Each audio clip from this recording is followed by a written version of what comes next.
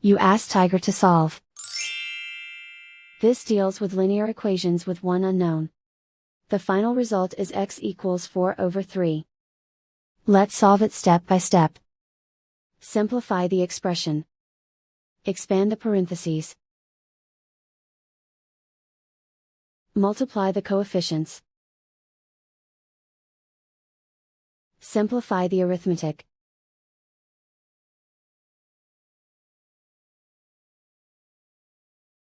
Group all constants on the right side of the equation.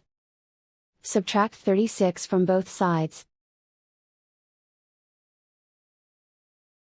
Simplify the arithmetic.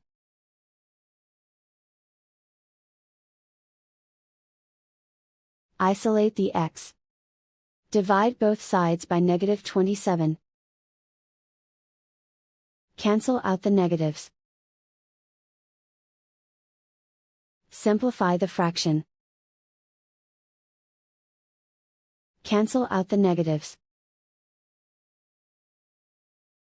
Find the greatest common factor of the numerator and denominator. Factor out and cancel the greatest common factor. And so the final result is x equals 4/3.